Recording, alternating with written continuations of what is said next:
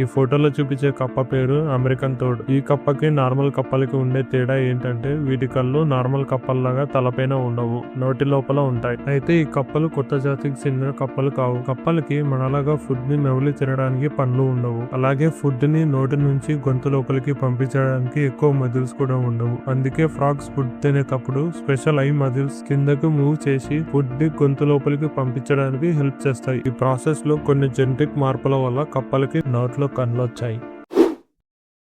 యురుగ్వే అనే కంట్రీలో మనుషుల కంటే ఆవులే ఎక్కువగా ఉంటాయి. ఈ కంట్రీలో మనుషుల పాపులేషన్ కేవలం 34 లక్షలు మాత్రమే, కానీ ఆవులు మాత్రం 1,20,00,000కి పైగా ఉన్నాయి. అంటే ప్రతి ఒక్క మనిషికి దాదాపు 4 ఆవులు అన్నమాట. దీనికి మెయిన్ రీజన్ వచ్చేసి ఈ కంట్రీలో గ్రీన్ గ్రాస్ ల్యాండ్ మరియు కూల్ క్లైమేట్, వ్యవసాయం చేసుకోవడానికి చదునైన భూమి ఉంటుంది. అందుకే బీఫ్ ని ఎక్స్పోర్ట్ చేయడంలో ప్రపంచంలో టాప్ కంట్రీస్ లో ఒకటిగా నిలిచింది. ఇంకొక షాకింగ్ విషయం ఏమిటంటే యురుగ్వే ప్రపంచంలో ప్రతి ఆవుని ఎలక్ట్రానిక్ ట్యాగ్ తో ట్రాక్ చేసిన ఫస్ట్ కంట్రీ.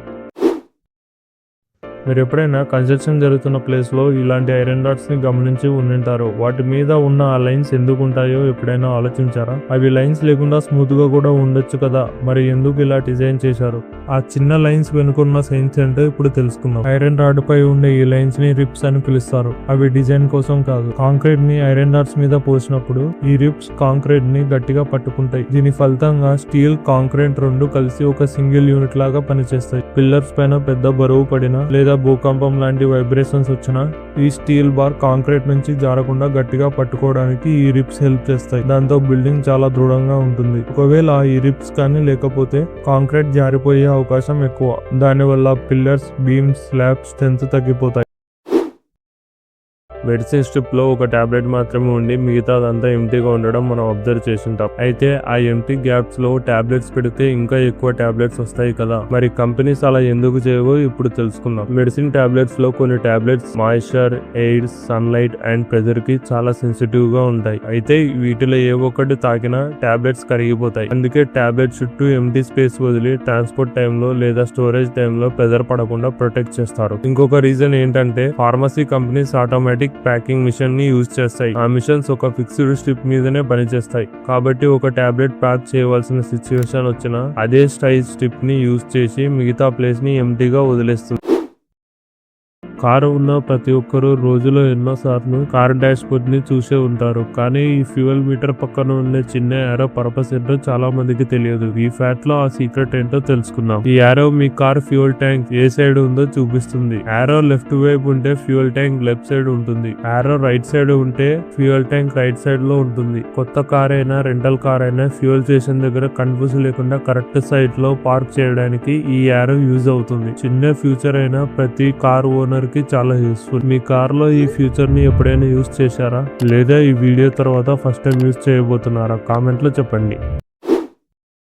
మనలో చాలా మందికి వర్షం పడగానే వచ్చే స్మెల్ అంటే ఇష్టం కదా, కానీ ఆ స్మెల్ ని అఫీషియల్ గా సైన్స్ లో పెట్రికర్ అని పిలుస్తారు. చాలా మంది ఆ స్మెల్ మట్టి నుంచి వస్తుందని అనుకుంటారు, కానీ నిజానికి ఎండాకాలంలో మొక్కలు కొన్ని ఆయిల్స్ ని రిలీజ్ చేస్తాయి. అలాగే మట్టిలో ఉండే బ్యాక్టీరియా ప్రొడ్యూస్ చేసే కెమిషన్ అనే కాంపౌండ్ కలిసి ఈ స్మెల్ ని క్రియేట్ చేస్తాయి. వర్షం పడగానే ఆ వర్షపు చినుకుల ద్వారా అవి గాల్లోకి స్ప్రెడ్ అవుతాయి. అప్పుడే మనం ఆ స్మెల్ ని ఫీల్ అవుతాం. ఈ భూమి మీద ప్రకృతిలో ఉండే ప్రతి ఒక్క చెట్టుకి ఆకులు ఉంటాయి, కానీ క్యాక్టస్ కి మాత్రం ఆకులు ఉండవు, కేవలం ముళ్ళు మాత్రం ఉంటాయి. మరి అలా ఎందుకంటే క్యాక్టస్ ఎక్కువగా ఎడారిలో పెరుగుతుంది. అక్కడ వేడి ఎక్కువ, వాటర్ తక్కువగా ఉంటాయి. నార్మల్ చెట్లకి ఆకులు ఉంటాయి, కానీ ఆ ఆకులు ఫోటోసింథసిస్ ద్వారా నీళ్ళని నెమ్మదిగా బయటికి పంపిస్తాయి. కాబట్టి లక్షల సంవత్సరాల ఎవల్యూషన్ లో క్యాక్టస్ తన ఆకుల్ని ముళ్ళగా మార్చుకుంది. ఇలా చేయడం వల్ల వాటర్ వేస్ట్ అవ్వకుండా ఉంటుంది. ఇంకొక ఇంట్రెస్టింగ్ ఫ్యాక్ట్ ఏంటంటే క్యాక్టస్ స్టెమ్ లాగా వాటర్ ని స్టోర్ చేసుకుంటుంది. ఒకసారి వాన పడితే ఆ వాటర్ ని రోజులు కాదు నెలల వరకు కూడా స్టోర్ చేసుకోగలదు.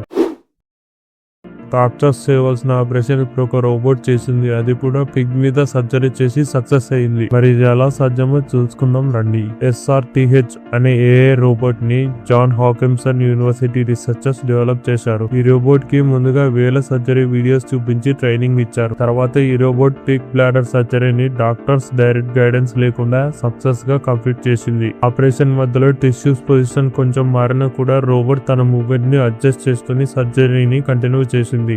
ఈ సక్సెస్ తో ఫ్యూచర్ లో ఏఐ రోబోట్స్ డాక్టర్స్ కి సర్జరీస్ లో పెద్ద హెల్ప్ కావగలవని రీసెర్చర్స్ నమ్ముతున్నారు. మీరేమనుకుంటున్నారు? ఫ్యూచర్ లో డాక్టర్స్ ప్లేస్ లో రోబోట్స్ వస్తాయా లేదా డాక్టర్స్ కి అసిస్టెంట్ గానే ఉంటాయా? మీ ఒపీనియన్ ని కామెంట్ చేయండి.